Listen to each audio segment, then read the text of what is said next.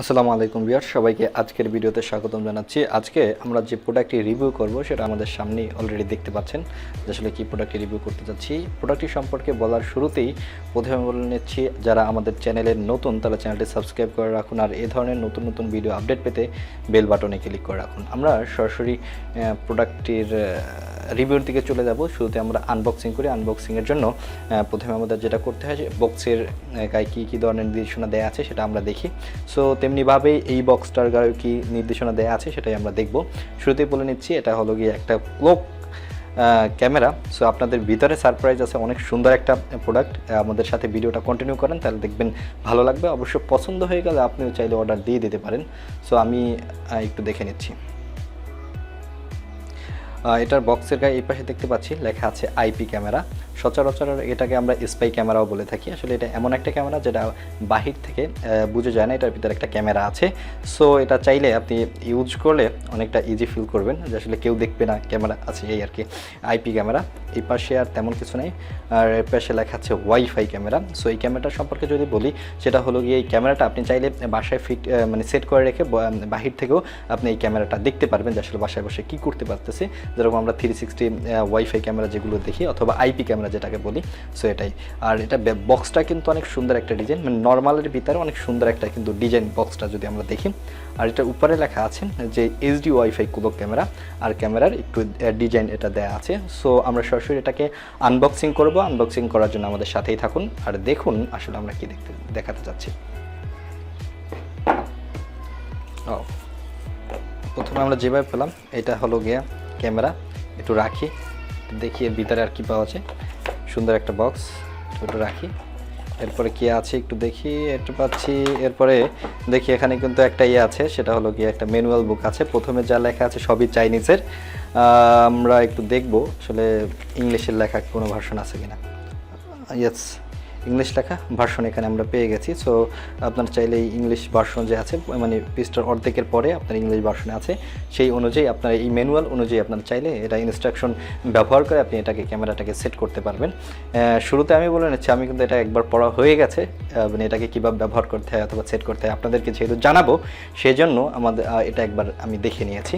এরপর এটার ভিতরে কী পেলাম সেটা হলো গিয়ে একটা ইউএসবি আছে, যেটা হলো গিয়ে ক্যামেরাকে চার্জ অথবা এই ক্যামেরাটাকে চার্জ অথবা দেওয়ার জন্য ইউএসবি পোর্টের। আর এটা হলো গিয়ে সেই পুরাতন আদি যুগের পোর্ট, যেটা আসলে খুবই বর্তমানে সি টাইপ চলতেছে, এটা অনেক আদি যুগের পোর্ট। যাক, তবু চলুক, দেখে আর কি আছে। একটা একটা ব্যাটারি আছে সম্ভবত।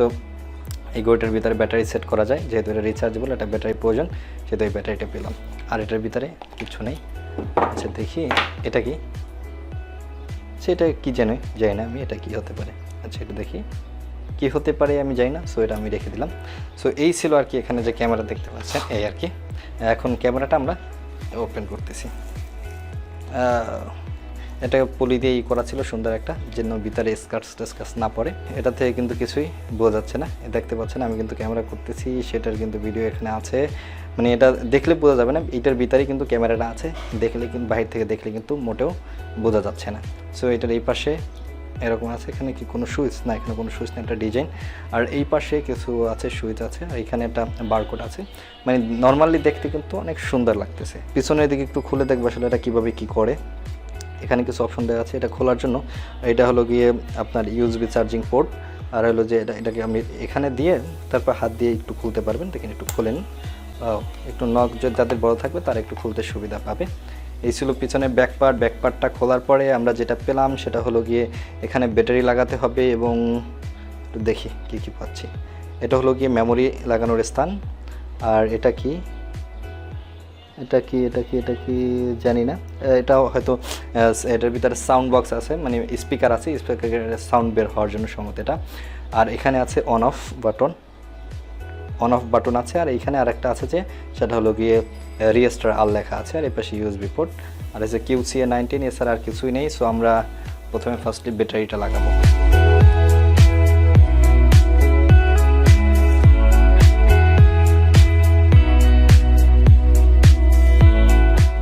আর কি, যেহেতু গ্লাস ভালোই লাগে।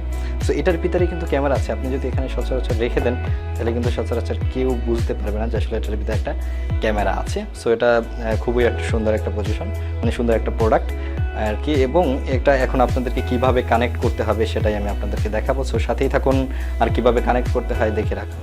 কোলকটির সিটিং সেট করার জন্য প্রথমেই আপনাকে অ্যাপটি ডাউনলোড করে নিতে হবে। আমি আমার ফোনের স্ক্যানারের সাহায্যে যে ইনস্ট্রাকশন বুকটা আছে সেটার কিউআর কোড থেকে আমি এটাকে সার্চ দিলাম। সার্চ দেওয়ার পর একটা লিঙ্ক দিল অ্যাপের।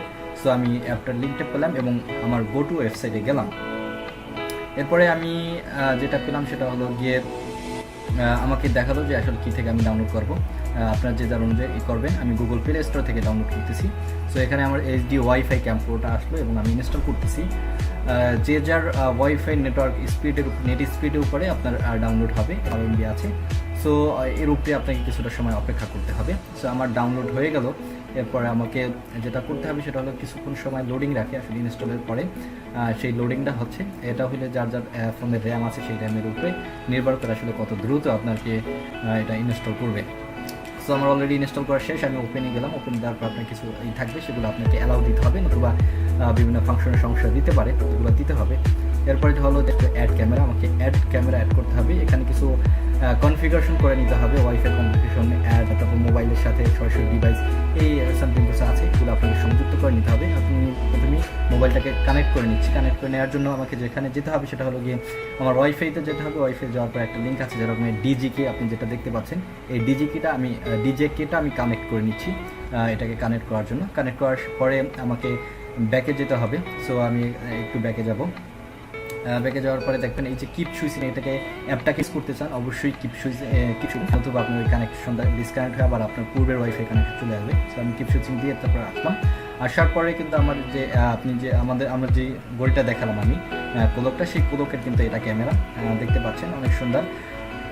ক্যামেরার রেজুলেশনও ভালো, কত পর্যন্ত রেজুলেশন চলতেছে, এখন 2K পর্যন্ত রেজুলেশন চলতেছে। সো এটা তারপর যেটা হলো যে রেকর্ডিং করতে পারবেন, আমি রেকর্ড করে দেখাচ্ছি। এরপর আর বিভিন্ন ধরনের এটা যারা ফাংশন আছে, আমি শুধু ফাংশন নিয়ে আজকে আলোচনা না করে শুধুমাত্র কীভাবে এটা কানেক্ট করবেন সেটাই দেখালাম। আপনি এটা চাইলে বিভিন্ন মানে আপনার বাসায় রেখে আপনি অন্যান্য স্থান থেকে আপনি চাইলে আইপি কানেক্টের মাধ্যমে আপনার বাসায় কী হচ্ছে সেগুলো দেখাতে পারবেন। এটা কিন্তু আপনার নাইট মোড আছে, আপনি রাতের এটাও দেখতে পারবেন রাতের চাইলে, যেহেতু নাইট মোড। আর এখানে কী আছে 1080 সেই অনেক কিছু আছে ফাংশন, সেগুলো নিয়ে না আলোচনা করে আমি একটু সামনের দিকে যাচ্ছি। এটার ভিতরে অনেক ধরনের ফাংশন আছে দেখতে পাচ্ছি, এগুলো আপনারা আস্তে আস্তে করে এটা যখন রিসার্চ করবেন, যখন ইউজ করবেন তখন আমার চেয়েও হয়তো সেই ফাংশন জেনে যাবেন। যাই হোক, প্রোডাক্টটি অর্ডার করতে চাইলে স্ক্রিনে যে নাম্বারটি দেওয়া আছে এই নাম্বারে কল করবেন। আর প্রোডাক্টটার প্রাইস ভিডিও ডিসক্রিপশন বক্সে দেওয়া থাকবে। সো সবাইকে ধন্যবাদ জানিয়ে আজকের মতো এখানে বিদায় নিচ্ছি। চ্যানেলে নতুন হয়ে থাকলে চ্যানেলটি সাবস্ক্রাইব করে রাখুন। ধন্যবাদ।